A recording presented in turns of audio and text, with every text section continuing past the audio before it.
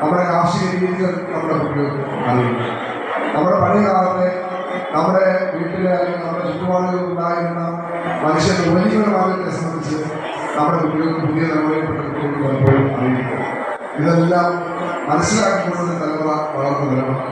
ആ ഉദ്ദേശത്തോടുകൂടിയാണ് ഈ കുട്ടികളിൽ കോഴിക്കോട്ടിൽ നിന്നുള്ള ഈ പദ്ധതി സംസ്ഥാന ഗവൺമെന്റ് സഹായത്തോടുകൂടി ഇപ്പോൾ നടപ്പിലാക്കി.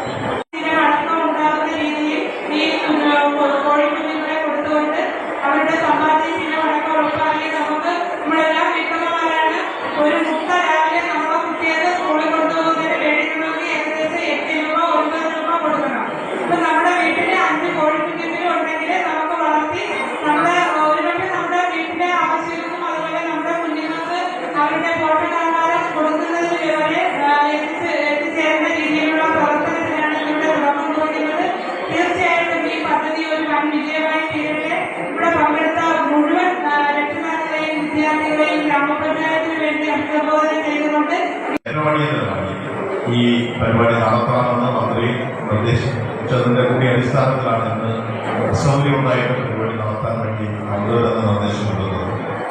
കാരണം നമ്മുടെ ആഭ്യന്തരമായ മുട്ട ഉത്പാദനത്തിൽ വർധനമുണ്ടാകുന്ന തലത്തിലേക്കാണ് ഇത്തരം പരിപാടികൾ ഈ ഡിപ്പാർട്ട്മെന്റും എപ്പോഴും നേതൃത്വത്തിൽ നടപ്പിലാക്കുന്നത്.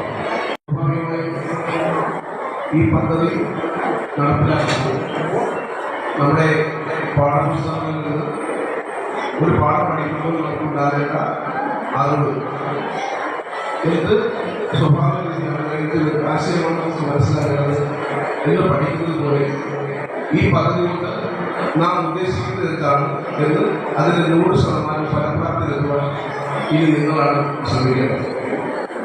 അത്തരത്തിൽ ശ്രമിക്കുമ്പോൾ മാത്രമാണ് ഓരോ പദ്ധതി വിജയകരമായി തീരുന്നത്.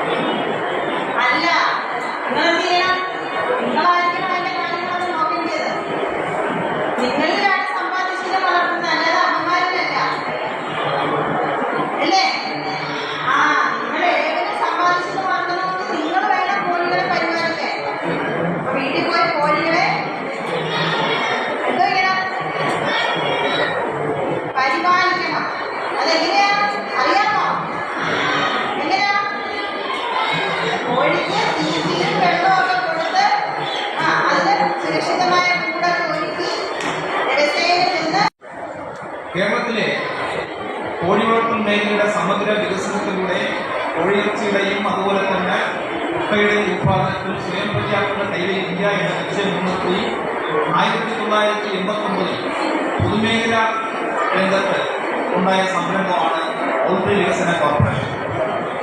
ഉപതെരഞ്ഞെടുപ്പുമായി ബന്ധപ്പെട്ട പെരുമാറ്റച്ചട്ടം നിലവിൽ വന്നതിന്റെ അടിസ്ഥാനത്തിൽ ഇത് മാറ്റേണ്ടി വന്നു. ഇപ്പോൾ തന്നെ അവസാനം നമ്മൾ തീരുമാനിച്ച് 2-3 ദിവസം കഴിയുമ്പോഴാണ് നമ്മളെല്ലാം കേരളത്തിലും അതോടൊപ്പം ഇന്ത്യയിൽ ലോകത്താകെ വലിയ ദുഃഖം ശ്രദ്ധിച്ചിട്ടുള്ള വയനാട് ദുരന്തം അതിന്റെ പശ്ചാത്തലത്തിൽ മാറ്റിവെക്കേണ്ടത്.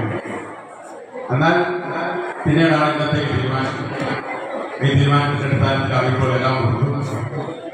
എല്ലാ വിഭാഗക്കാർക്കും ഉൾപ്പെടെ ഈ പരിപാടിയിൽ എത്തിച്ചേരണമെന്ന് അറിയിച്ചതിന്റെ അടിസ്ഥാനത്തിലാണ്.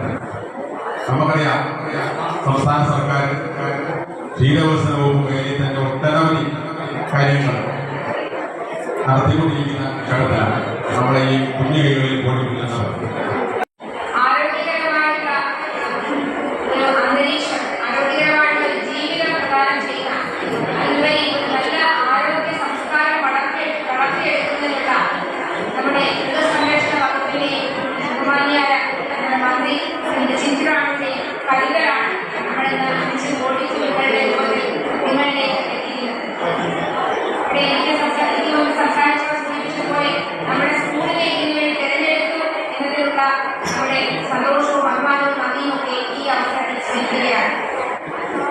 കുട്ടികൾക്ക് വേണമെങ്കിൽ കടയിൽ മുട്ട വാങ്ങി കഴിച്ചാൽ മാറിയിട്ടുണ്ട്.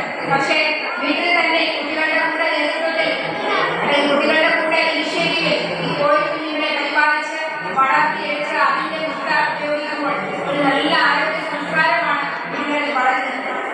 അപ്പൊ അത്തരത്തിൽ നല്ല പോഷക സമ്പുഷ്ടമായ ആഹാരം കഴിച്ച് നമ്മുടെ കുഞ്ഞുങ്ങൾ നല്ല